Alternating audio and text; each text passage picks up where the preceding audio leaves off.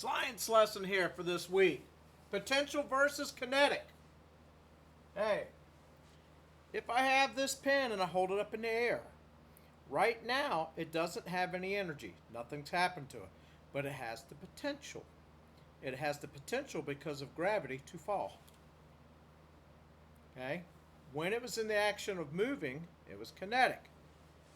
Potential and kinetic, probably the most prevalent thing that you've probably seen before with kinetic and potential is when you ride on a roller coaster. Okay? If you're in a little car and you're riding the Loch Ness Monster at Busch Gardens, when you're at the very top of that, you can probably, if you've ever felt it, it has a sensation that you almost stop. Has a little crank, and the crank moves you up, and the car gets up here and it's got its wheels.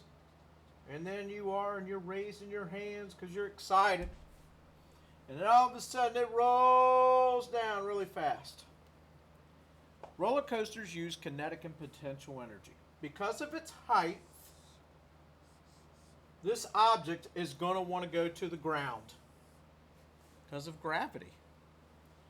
And the designer of the roller coaster knows that what's up is going to come down. So while it's up in the air, it has potential energy. But while it's actually moving, it has kinetic energy. Now, right about here, it's almost going to come to a stop.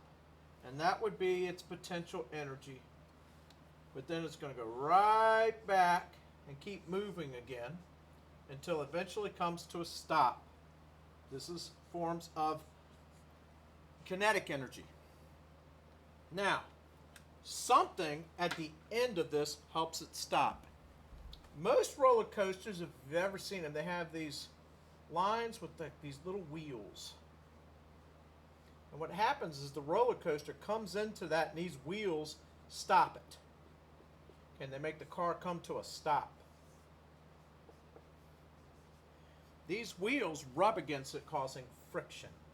And you've probably heard, and they're called air brakes. That builds up so much heat going through there. When it gets in there, those air brakes slam and you hear it go and it lets out the air. So friction.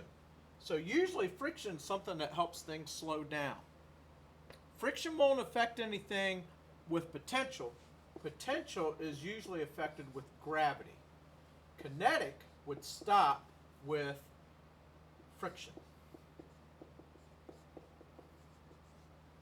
And remember, all these have to deal with forces of motion. Okay? Something is doing some form of work. And something has to be pushed. And something has to be pulled. When this car is going up, it's being pulled up.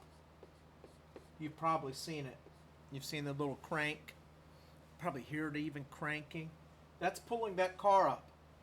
Then the car kind of goes through, and eventually something stops it. Those wheels get pushed against the wheels on the roller coaster car, causing friction, causing it to stop.